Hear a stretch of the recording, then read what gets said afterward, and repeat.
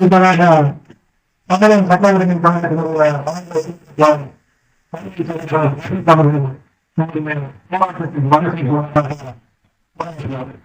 சிவகங்கை மாவட்டத்தினுடைய நீதிமன்றத்தை காவல்துறைக்கு மாற்றக்கூடாது என்பதை வலியுறுத்தி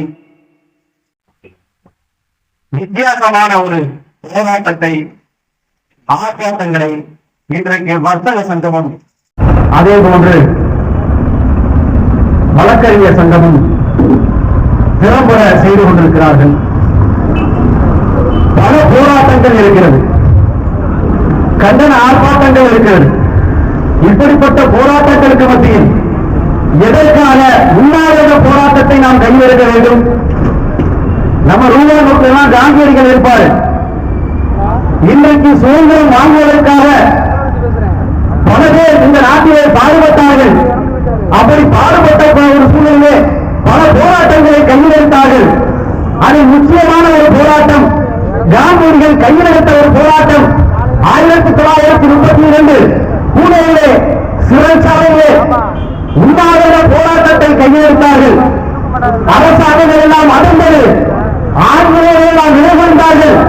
அதற்கு என்ன காரணம்? அவர்கள் உண்ணாவிரத போராட்டத்தை கையெழுத்தார்கள். அந்த உண்ணாவிரத போராட்டத்தை இன்றைக்கு வழக்கறிஞர் சங்கமும் மக்கள் சங்கமும் கையெழுத்திருக்கிறது என்பதை நாம் உண்மையிலே பெருமை செய்து கொள்கிறோம். ஏன் வேற போராட்டங்களை முன்னெடுக்கக் கூடாதா? வேற போராட்டங்களை கையெழுத்தக் கூடாதா? ஏன் உண்ணாவிரத போராட்டத்தை கையெழுத்தார்கள்? காந்தியடிகள் கையெழுத்த ஒரு போராட்டமே உண்ணாவிரத போராட்டம் என்பது.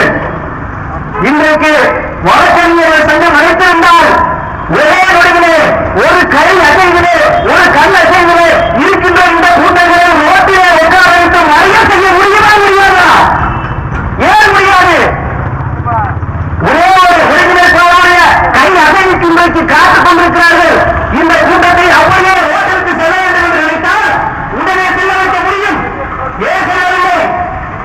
சட்டத்திற்கு கட்டுப்பட்டு இந்த நாட்டிலே இறையாமைக்கு கட்டுப்பட்டு இந்த போராட்டத்தை நடத்திக் கொண்டிருக்கிறார்கள்.